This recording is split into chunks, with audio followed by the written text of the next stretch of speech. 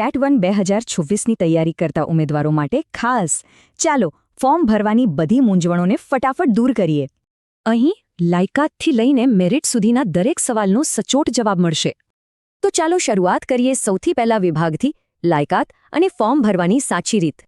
સૌથી પહેલો અને મોટો સવાલ, જેઓ DE.ED ના છેલ્લા વર્ષમાં છે, શું તેઓ અરજી કરી શકે? જી હા, બિલકુલ. ફોર્મમાં બસ મોર એજ્યુકેશનમાં જઈને આ ઓપ્શન સિલેક્ટ કરવાનો છે. સારું, પણ જેમનું રિઝલ્ટ નથી આવ્યું એમણે ટકાવારીમાં શું લખવું? એકદમ સિમ્પલ છે. ટકાવારીમાં 0 લખો અને ગ્રેડમાં નોટ એપ્લિકેબલ સિલેક્ટ કરો. હવે એક બીજી મૂંઝવણ, શું ટેટ1 અને ટેટ2 માટે એક જ ફોર્મ ચાલે? ના, બિલકુલ નહીં. ટેટ1 અને ટેટ2 બંને માટે અલગ અલગ ફોર્મ ભરવા જરૂરી છે. ચાલો હવે બીજા વિભાગ પર જઈએ અને સમજીએ કે મેરિટ કઈ રીતે બને છે. તો આખરે ટેટ1નું મેરિટ ગણાય છે કેવી રીતે?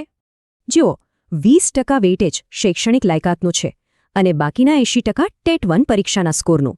ઘણાને એવો સવાલ થાય છે કે 85 માર્ક્સ આવી જાય તો શું મેરિટમાં આવી જવાય?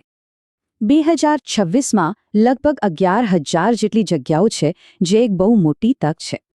પણ હા, છેલ્લી પસંદગી તો એ વર્ષની જગ્યાઓ અને કેટેગરી વાઇઝ કટ ઓફ પર જ આધાર રાખશે. હવે વાત કરીએ ટેકનિકલ મુશ્કેલીઓની. માની લો કે ફોર્મમાં કોઈ ભૂલ થઈ ગઈ તો? આ સૌથી મોટી ચિંતા હોય છે. ફોર્મ કન્ફર્મ કર્યા પછી ભૂલ દેખાય તો શું કરવું? એક વાત ખાસ યાદ રાખજો, ફોર્મ કન્ફર્મ થયા પછી ઓનલાઈન સુધારો નહીં થાય. બધું બરાબર ચેક કરજો. ફોર્મ રિજેક્ટ ન થાય એના માટે ફોટો અને સહી અપલોડ કરતી વખતે શું ધ્યાન રાખવું? બસ ફોટો સાઇઝ સ્પષ્ટ હોય અને સાઇઝ 10થી 20 કેબીની વચ્ચે હોય એનું ધ્યાન રાખજો.